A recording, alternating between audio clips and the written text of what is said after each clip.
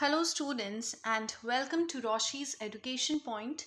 Today, we will be starting with your Longman New Images, a comprehensive course in English for class 4th, chapter 10. The name of the chapter is Going Downhill on a Bicycle, a boy's song. The theme of this chapter is physical activities and sports. Before starting, let us look at the word for today, that is dart. It is an action word that means moving suddenly and quickly in a direction. Dart एक action word होता है जिसका मतलब होता है किसी एक direction में बहुत तेज और अचानक से चले जाना. इसी का क्रॉस कनेक्ट है. Dart is a small pointed object that is shot as a weapon or thrown in the game of darts. Dart एक ऐसा गेम होता है, अगर आपने देखा भी हो तो इस तरीके से बने हुए रहते हैं एंड आपके पास एक ऐसा डार्ट होता है. अब आपको इसको यहाँ दूर खड़े होके और फेंकना होता है. अब ये जैसे यहाँ पे लग जाएगा ना, तो जितना पॉइंट पर आपने हिट किया होगा उतने ही आपको पॉइंट्स मिल जाएंगे. तो ये जो हिट करा आपने जिस चीज़ से, that is also a dart. Let us read a poem about the exciting journey of cycling down a hill. अब ये जो पोएम है जो हम आज पढ़ने वाले हैं, it is of a little boy.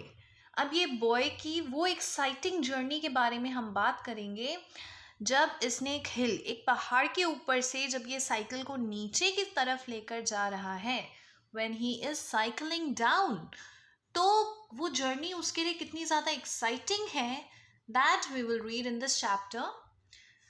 With lifted feet and hands still, I am poised and down the hill.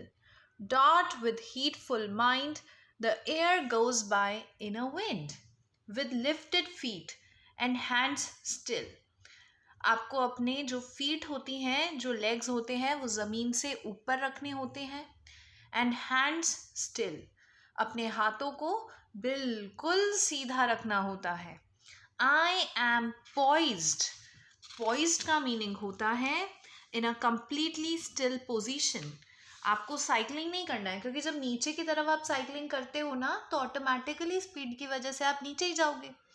तो इस वजह से आपको एकदम ठहरे हुए रहना है. And down the hill, dart with heedful mind. Heedful means attentive mind, क्योंकि जब साइकिल बिना आपके पेडलिंग करे ही चल रही है, स्पीड से नीचे जा रही है, उस टाइम पर आपको अटेंटिव रहने की ज़रूरत है. The air goes bye in a wind, क्योंकि आप ज़ोर से नीचे जा रहे हैं और आपके आसपास से हवाएं आपको काटती हुई ऊपर जा रही हैं. साइकिल से जब नीचे जाओगे, हवा ऊपर जाएगी, तो आपको बहुत ज़ोर ज़ोर से हवा फील भी होएगी. तो उस टाइम पर आपको अपने माइंड को एक्टिव रखना है. Swifter and yet more swift, till the heart with a mighty lift makes the lungs laugh, the throat cry, oh bird see, see bird I fly. Swifter, अब आप जल्दी जल्दी तो जा रहे हो, लेकिन वो जर्नी भी काफ़ी ज़्यादा स्मूथ है, यानी कि इतना स्पीड में जाने से आपको कोई प्रॉब्लम नहीं हो रही है. Till the heart with a mighty lift makes the lungs laugh. आप इतने अच्छे तरीके से उस जर्नी को एंजॉय कर रहे हो कि जैसे जैसे वो हवा आपके फेस पे लग रही है, आप उसको ब्रीद इन कर रहे हो, तो आपको ऐसा लग रहा है जैसे आपके लंग्स लाफ कर रहे हैं, यानी कि हंस रहे हैं.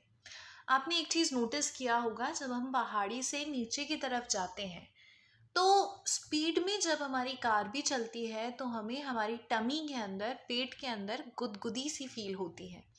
तो सिमिलरली यहाँ पर भी जब आप साइकिल से नीचे की तरफ जा रहे हो, तो आपको अपने पेट में हल्की सी वो गुदगुदी ज़रूर महसूस होगी. The throat cry, O bird see. अब ये बर्ड को कह रहे हैं, देखो देखो मैं उड़ रहा हूँ. Is this your joy, O bird? Then I, though a boy, for a golden moment share your feathery life in air. अब जो हमारा बॉय है वो बर्ड से कहता है, क्या ये खुशी मिलती है तुम्हें उड़ने से? हवा जिस तरीके से आपकी बॉडी पे टकरा रही है, क्या आपको इतना अच्छा लगता है उड़ने में? तो ओ बर्ड, वो बर्ड से कहता है आई दो अ बॉय, वैसे तो मैं एक बॉय हूँ, एक लड़का हूँ. For a golden moment share your feathery life in air. Feathery means light and soft like of feathers. Basically, भले ही वो एक मोमेंट के लिए ही सही, लेकिन मैं कम से कम वो फील ज़रूर कर पा रहा हूँ जो तुम एज अ बर्ड उड़ने की वजह से फील करती हो. So basically I can feel you. Say heart, is there aught like this in a world so full of bliss? It is more than skating, bound, steel shod to the level ground. Say heart, अब वो अपने दिल से पूछ रहा है. Is there aught like this? Aught means it's an old English word for anything. So is there anything like this? कुछ भी दुनिया में क्या ऐसा है? In a world so full of bliss. Bliss means joy. क्या कोई ऐसी चीज़ दुनिया में है जो इतनी ही खुशी मुझे दे जितनी कि मुझे इस टाइम पर मिल रही है? It is more than skating. Skating करने से भी ज़्यादा खुशी इस चीज़ से मिल रही है. Bound, steel shod. Steel shod is wearing metal shoes. आपको अगर स्केटिंग करनी होती है तो आपको मेटल शूज़ पहनने पड़ते हैं टू द लेवल ग्राउंड, तभी आप ज़मीन पर अच्छे से खड़ी रह पाएंगे. लेकिन स्केटिंग करते टाइम पे भी आपको फिर उतनी खुशी नहीं मिलती है, क्योंकि इस टाइम आपके पैरों में कुछ नहीं है. फ्री तरीके से आपने अपने पैर हाथों को रख रखा है. तो वो अपने हार्ट से पूछ रहा है क्या इतनी खुशी किसी और चीज़ में मिली है जितनी आज मुझे इस चीज़ में मिल रही है. Speed slackens now. Slackens means gradually becomes slower. अब स्पीड थोड़ी थोड़ी कम होती जा रही है. I float a while in my airy boat. अब जब स्पीड धीरे होती जा रही है तो इनको ऐसा लग रहा है जैसे ये एक बोट में बैठे हैं, और ये बोट पानी में नहीं चल रही है, ये बोट हवा में चल रही है.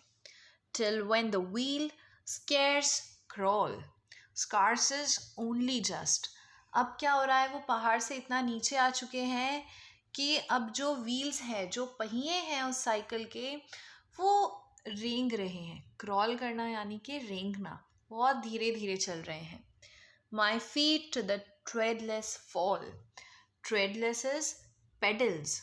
अब इनको अपने पैर फाइनली अपने पेडल पे लगाने की ज़रूरत पड़ेगी, क्योंकि अब इनके जो साइकिल है काफ़ी ज़्यादा स्लो हो चुकी है. Alas that the longest hill must end in a wail, but still who climbs with toil wheresoever shall find wings waiting there. Alas that the longest hill must end in a wail. Wail means valley. एक हिल के नीचे जब आप cycle चला के आओगे तो वहाँ पर आपको दिखेगी एक valley. But still who climbs with toil. Toil means hard work. आप इतनी मेहनत करके, इतनी पेडलिंग करके ऊपर साइकिल लेकर जाओगे, लेकिन वो इतनी मेहनत भी करना बेनिफिशियल है. क्यों बेनिफिशियल है? क्योंकि बाद में you shall find wings waiting there. आपको वहाँ पे पंख मिलेंगे उड़ने के लिए, क्योंकि मेहनत करके ऊपर जाना पड़ेगा, तभी तो आप बाद में वहाँ से बर्ड की तरह उड़ते हुए नीचे आओगे और आपको वो फीलिंग आएगी. तो उस फीलिंग को अब महसूस करने के लिए आपको ऊपर जाकर वो हार्ड वर्क करना पड़ेगा. वैली से वापस से हिल जाने का हार्ड वर्क तो आपको करना ही पड़ेगा. So this was all about your chapter. I hope you understood it. If you have any doubts, please write me in the comment section. If you like and understand my video, please subscribe and like this channel. Thank you so much. Keep watching.